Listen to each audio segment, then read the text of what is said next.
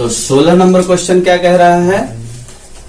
Question पढ़ेंगे तो आपको सब समझ में आएगा, लेकिन ध्यान से क्वेश्चन पढ़ना है। एक एक शब्दों को ध्यान से आपको समझना पड़ता है कि क्वेश्चन क्या कह रहा है। सबसे पहले ध्यान से देखिए, वो ज्ञात क्या करना है वो बोल दिया डायरेक्ट। क्या बोल दिया कि वह एपी ज्ञात करो, यानी आपको क्या ज्ञात करना है, एपी ज्ञात करना है। समझ पा रहे हैं, यानी कि एक एपी आपको बनाना है। क्लियर? अच्छा, तो एपी बनाने के लिए क्या होता है, हमारे पास ए होना चाहिए। एपी बनाने के लिए क्या होना चाहिए, हमारे पास ए होना चाहिए और क्या होना चाहिए, डी होना चाहिए। तब हम बड़े आराम से एपी बना लेते हैं। 5.1 में ऐसा क्वेश्चन पढ़े होंगे कि आपका ए कुछ दिया है, डी कुछ दिया है, आप एपी बनाएं। तो एपी बनाने के लिए क्या सूत्र लगता था, एक ए जो आया वो तो पहला पद हो जाएगा, और A2 के लिए क्या कर लेते थे, A प्लस डी कर लेते थे। क्लियर है? तो इस तरीके से जो है हम एपी बना सकते हैं। तो क्या चाहिए हमको, ए चाहिए और डी चाहिए। उसके लिए इंस्ट्रक्शन क्या दिया है कि जिसका तीसरा पद 16 है, एपी कैसा बनाना है आपको, ऐसा एपी बनाना है जिसका तीसरा पद क्या है, 16 है, और 7वां पद 5वें पद से 12 अधिक है। यानी कि 2 इंस्ट्रक्शन दिया है, एक ये दिया है और एक यहां से लेकर के यहां तक दिया है। 2 कंडीशन है। तो यदि हमको ए और डी पता करना है तो इन 2 कंडीशन के द्वारा ही चलेंगे हम। ठीक है? तो ज्ञात क्या करना है वो तो हमको पता चल गया है ना। ज्ञात करें, क्या ज्ञात करें हम, तो एपी। ठीक है, एपी हमको बनाना है। इसके लिए क्या क्या निकालना होगा, ए और डी निकालना होगा। यानी कि वो भी ज्ञात करने में हम लिख सकते हैं, कोई दिक्कत नहीं है। अच्छा, अब जो प्रश्न कह रहा है तो आप हल जब करेंगे तो लिखेंगे प्रश्न से।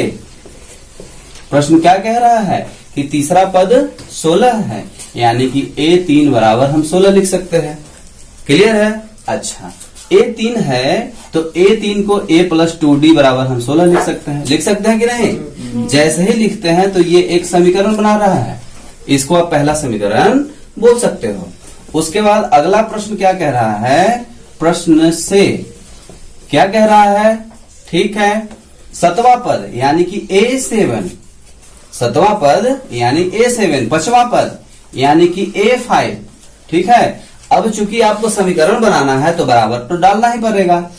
क्लियर है? तो जैसे ही बराबर डालोगे तो यहाँ क्या कह रहा है कि 5वां पद से 12 अधिक है, ये 12 अधिक है, तो 12 अधिक करना पड़ेगा किधर, इधर करना पड़ेगा। क्यों? क्योंकि हमने बराबर लगाया है। इसका आपको ध्यान देना है। क्वेश्चन कह रहा है कि ये 12 अधिक है, तो आप समझिए जैसे ही बराबर लगाएंगे आप, ठीक ना, तो ये तो ऑलरेडी 12 अधिक है, तो यदि इधर 12 प्लस कर दोगे तो ये वाला बहुत कम हो जाएगा ना, तो इस बराबर का मतलब नहीं रह जाएगा। ठीक है? इसलिए हमको क्या करना होगा, अपोजिट साइड में अधिक करना होगा। अधिक का मतलब प्लस करना होगा। ठीक है? अब यहां से एक समीकरण आप बना सकते हैं। A7 की जगह पे क्या लिख देंगे, A प्लस 6D होता है सूत्र। A5 का सूत्र क्या होता है, A प्लस 4D और प्लस 12। यहां तक ठीक है? आगे चलिए। तो देखिए दोनों तरफ A है तो A को आप क्या कर सकते हैं, हटा सकते हैं। ठीक है? बचा क्या, D। तो 6D ये प्लस में है, इधर D के पास आ जाएगा, जाति जाति के पास आता है, 12 अपने जगह पे, तो D को जब इधर लेके आएंगे 4D को, तो प्लस में था तो क्या हो गया, माइनस में। अब 6D में से 4D घटा देंगे तो क्या हो जाएगा आपका 2D। ठीक है ना, बराबर 12।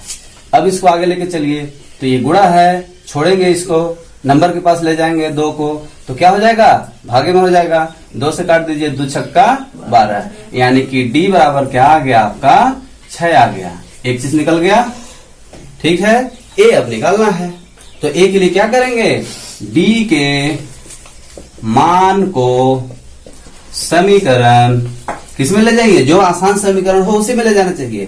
तो फर्स्ट वाला आसान है, तो कह दीजिए समीकरण फर्स्ट में रखने पर, तो रखते हैं a प्लस 2d बराबर 16। यही है ना समीकरण फर्स्ट। अब इसमें आपको रखना है, तो a का मान क्या है आपका, वो तो निकाल ही रहे हो आप। 2d की जगह पे क्या रखना है, 6 रखना है, गुणा आ गया 16, a 6 दूना 12 बराबर 16। प्लस में हो जाएगा, किसमें हो जाएगा, माइनस में हो जाएगा। a का मान कितना आ गया, 4। a आपका 4 आ गया, d आपका 6 आ गया। अब बना लो एपी, ठीक है। तो एपी बनाइए, तो एपी बनाएंगे तो क्या बनेगा, पहला पद में क्या आ जाएगा 4, डी क्या है 6, डी क्या है आपका 6। तो दूसरा पद निकालने के लिए क्या सूत्र है, ए प्लस डी। तो ए आपका 4, डी आपका 6, तो 6 4 10। कितने का गैप हुआ, 6 का गैप हो रहा है, तो 6 का गैप से आगे क्या आ जाएगा 16। ये आपका एपी हो गया। इसी को आप क्या लिख दीजिए, आंसर। क्लियर है।